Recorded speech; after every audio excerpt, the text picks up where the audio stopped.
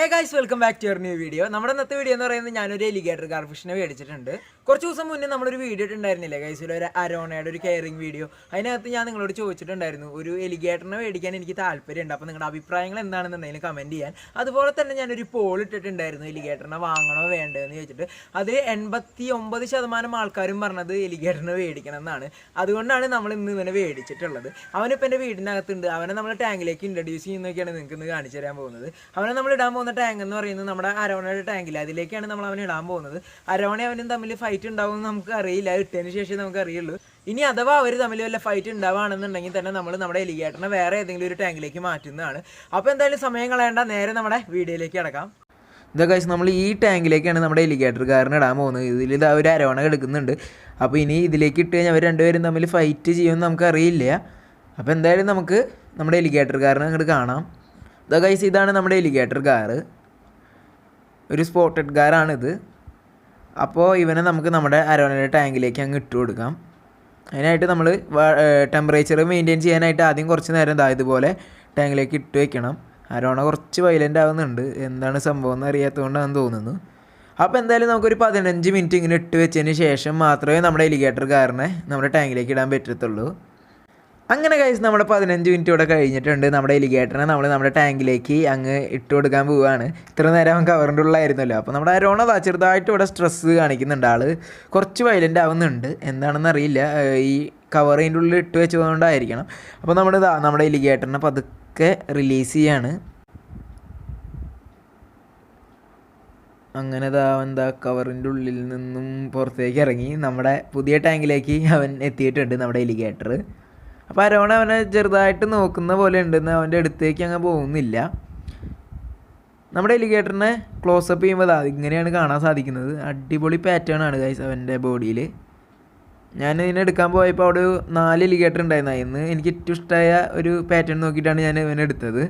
നമ്മുടെ അരോണയ്ക്ക് നമ്മൾ അടിപൊളിയായിട്ട് ഫീഡ് ചെയ്തിട്ടാണ് കേട്ടോ നമ്മൾ ഇപ്പോൾ ഇട്ടിരിക്കുന്നത്. അല്ലെങ്കിൽ ചിലപ്പോൾ അവൻ ഓടിച്ചെന്ന് അവൻ ഇട്ട് കൊടുത്ത ഫുഡാന്ന് വിചാരിച്ച് അറ്റാക്ക് ചെയ്യാൻ ചാൻസ് ഉണ്ട്. കാരണം എലിഗേറ്റർ കുറച്ച് ചെറുതാണ് അരോണേനേക്കാളും. മറിച്ച് അരോണ ചെറുതും എലിഗേറ്റർ വലുതാണെന്നുണ്ടെങ്കിൽ ആകെ സീനാവും. എലിഗേറ്റർ ചിലപ്പോൾ അരോണേനെ അങ്ങ് കഴിക്കാൻ വരെ ചാൻസ് ഉണ്ട്. ഇതാകുമ്പോൾ അരോണേൻ്റെ വായനേക്കാട്ടും കുറച്ചും കൂടി സൈസ് കൂടിയതാണ് നമുക്കിപ്പോൾ കാണുമ്പോൾ എലിഗേറ്റർ. അതുകൊണ്ട് തന്നെ കഴിക്കാനൊരു ചാൻസും ഇല്ല. പിന്നെ അതുപോലെ തന്നെ നമ്മൾ എന്നും പ്രോപ്പറായിട്ട് ഫീഡ് ചെയ്യണം, അതാണ് മെയിനായിട്ട് വേണ്ടത്. പിന്നെ പറയാനുള്ളൊരു കാര്യം എന്ന് പറഞ്ഞാൽ എലിഗേറ്റർ എന്ന് പറയുന്നത് പെട്ടെന്ന് വലുതാവുന്ന ഒരു ഫിഷാണ്. അരോണയുടെ പോലെ അല്ല, അരോണ കുറച്ച് സ്ലോ ആണ് വലുതാവുന്നതിൽ. അപ്പോൾ എലിഗേറ്റർ കുറച്ച് ദിവസം കഴിയുമ്പോഴേക്കും ഏകദേശം നമ്മുടെ അരോണയുടെ സെയിം ആവും. അങ്ങനെ അരോണ എലിഗേറ്ററിന് സെയിം ആകുമ്പോൾ നമ്മൾ ഇവനെ വേറെ വലിയൊരു ടാങ്കിലേക്ക് മാറ്റുന്നതാണ്. അതിന് വേണ്ടി നമ്മളിവിടെ ടാങ്കൊക്കെ സെറ്റ് ചെയ്ത് വെച്ചിട്ടുണ്ട്. നമ്മുടെ എലിഗേറ്ററുകൾ എന്ന് പറഞ്ഞു കഴിഞ്ഞാൽ അത്യാവശ്യം നല്ല ലെങ്ത്ത് വരുന്ന ഒരു മീനാണ്, അതുപോലെ തന്നെ അവർ ഡേഞ്ചറസ് ആണ്. അതുകൊണ്ട് നമ്മൾ ആദ്യമേ അതിന് വേണ്ടിയിട്ടുള്ള പ്രിക്കോഷൻസ് ഒക്കെ എടുത്ത് വെച്ചിരിക്കണം. അവർ വലുതായി കഴിഞ്ഞാൽ ഇടാനുള്ള ഒരു ടാങ്ക് നമ്മൾ ആദ്യമേ ഒരു 2000 ലിറ്ററിൻ്റെ ഒരു ടാങ്കൊക്കെ നമ്മൾ ആദ്യമേ സെറ്റ് ചെയ്ത് വെച്ചിട്ടുണ്ട്, ഇവൻ വലുതാകുമ്പോൾ അവനെ ഇടാൻ വേണ്ടിയിട്ട്. അപ്പോൾ ഗൈസ്, നമ്മുടെ എലിഗേറ്റർ അരോണ ഒരു ഫ്രെയിമിൽ കിട്ടിയിട്ടുണ്ട്. രണ്ടുപേരും അടിപൊളിയായിട്ട് പോകുന്നുണ്ട്. അരോണ വലിയ സീനൊന്നും ഉണ്ടാക്കുന്നില്ല, രണ്ടുപേരും നല്ല ഫ്രണ്ട്സായിട്ട് ഇരിക്കുന്നുണ്ട്.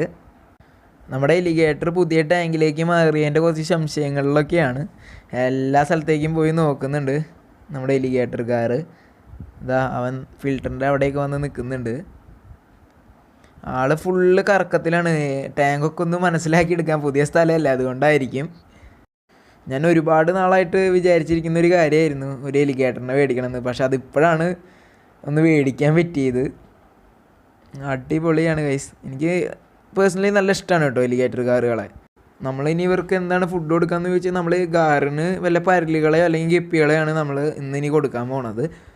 നമ്മുടെ അരോണയ്ക്ക് സാധാരണ വല്ല ചെമ്മീനാണ് കൊടുക്കുന്നത്. ആഴ്ചയിൽ ഒരു ദിവസം മാത്രം ഗോൾഡ് ഫിഷ്, ബാക്കിയുള്ള എല്ലാ ദിവസങ്ങളിലും നമ്മൾ അരോണയ്ക്ക് ചെമ്മീൻ തന്നെയാണ് ഫീഡിങ്.